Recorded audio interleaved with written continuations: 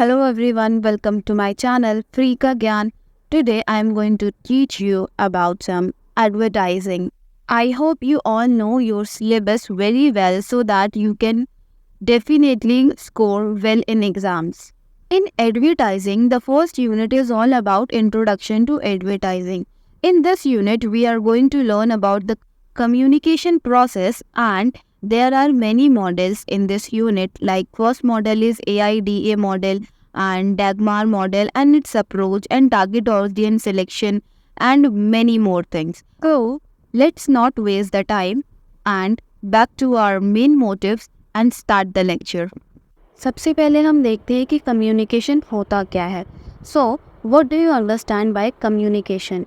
तो कम्युनिकेशन एक ऐसी चीज़ होती है जो कि हम डे टू डे लाइफ में यूज़ करते हैं. फॉर एन एग्जाम्पल, आप जैसे अपने फ्रेंड से बात कर रहे हो या फिर आप अपने किसी भी रिलेटिव से बात कर रहे हो. सो आप उनको कोई इन्फॉर्मेशन दे रहे हो या फिर आप उनको कोई नॉलेज दे रहे हो एंड बदले में आपको क्या मिल रहा है कि आपको आपकी बात का जवाब मिल रहा है. तो ये टू वे हो जाता है. तो आपने कुछ बोला एंड सामने से आपको उस चीज़ का रिस्पॉन्स मिला, तो दैट इज़ कॉल्ड कम्युनिकेशन.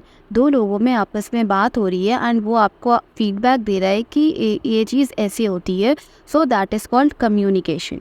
और ये जो कम्युनिकेशन है ये कंटिन्यूअस है. आप हर वक्त हर जगह किसी न किसी से कम्युनिकेट कर रहे होते हो.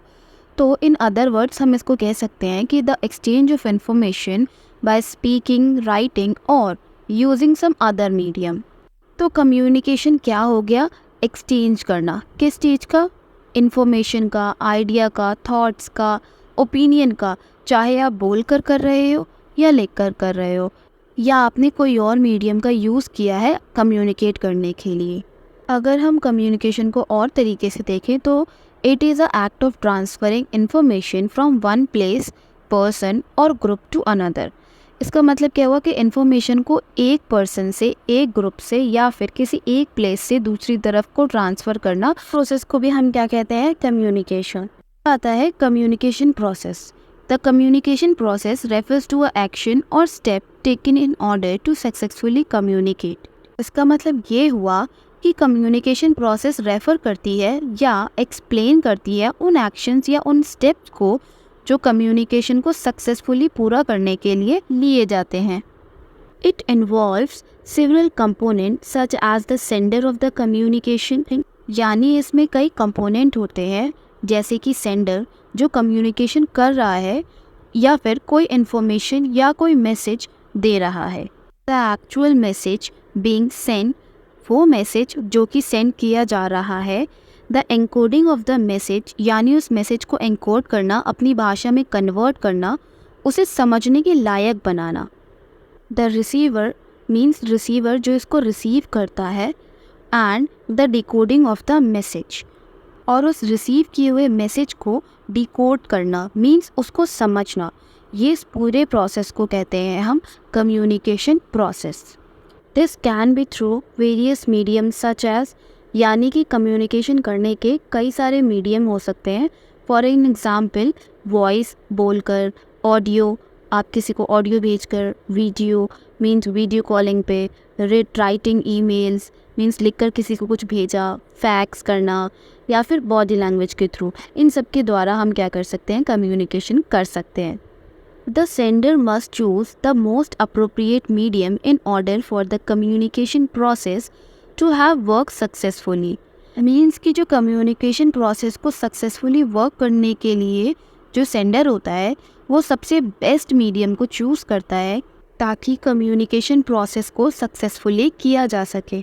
Now we are going to learn about elements of communication process, कि इसमें कितने तरीके के एलिमेंट्स होते हैं, कौन कौन से होते हैं एंड हम उसको किस तरह डिफ़ाइन कर सकते हैं. सो जो सबसे पहला होता है वो होता है sender. A person who sends the message is known as sender. He may be speaker, writer, actor etcetera. He is the source and one who start the communication. He formulate the message which he wants to convey and select the medium for sending it. वो पर्सन जो किसी को message या information को दूसरों तक पहुंचा रहा है या भेज रहा है वो सेंडर होता है. अब वो स्पीकर हो सकता है जो बोलकर बता रहा है, या फिर राइटर हो सकता है जो कि लिख कर बता रहा है, या फिर एक्टर हो सकता है जो आपको किसी एक्ट के थ्रू वो चीज़ें समझा रहा है। सेंडर ही सोर्स होता है जो कि कम्युनिकेशन को स्टार्ट करता है, एंड सेंडर अपना मीडियम सेलेक्ट करता है जो भी उसे ईजी लगता है एंड जो भी उसको सही लगता है, और उस मैसेज को अच्छे से पहुंचाता है। कम्युनिकेशन प्रोसेस में सेंडर का रोल जो होता है वो बहुत ही ज़्यादा इम्पॉर्टेंट रोल होता है। सेकेंड होता है message. A message is the subject matter of communication. It may consist of facts, opinion or information which he wants to convey. It exist in the mind of sender. इस तरह ये जो message होता है communication का main subject होता है। Sender जब किसी को मैसेज भेजता है तो इसमें अपने मन में आए हुए थॉट्स को भेजता है, और ये किसी भी तरीके के हो सकते हैं, लाइक ओपिनियन हो सकता है, या फिर ऑर्डर हो सकता है, या फिर डायरेक्शन हो सकता है, या फिर कोई इन्फॉर्मेशन हो सकती है। थर्ड पॉइंट होता है वो होता है encoding. Means the sender convert the message into words, symbol, gesture etcetera or some other forms which he feels should be understood by the receiver. This process is known as encoding. मतलब जो sender अपने message को किसी भी शब्द में या फिर किसी भी संकेत में भेजता है, या फिर इसके अलावा वो किसी और फॉर्म में भी उसको कन्वर्ट कर सकता है, ताकि जो रिसीवर है जिसको वो ये मैसेज भेज रहा है वो उसे अच्छे से समझ जाए, और इसी प्रोसेस को हम कहते हैं एनकोडिंग। सो जो फोर्थ होता है वो होता है medium. The medium is the path, channel or manner through which encoded message is transmitted to the receiver. It may be in written form, face-to-face talk, telephone, letter, internet, etc. का क्या मतलब होता है? साधन।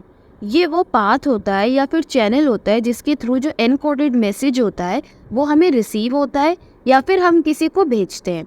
It can be written form also, it can be face to face also, या फिर आपने telephone पे किसी से बात करा, या फिर आपने किसी को लेटर लिखा, या फिर इंटरनेट के थ्रू आपने किसी से बात करी।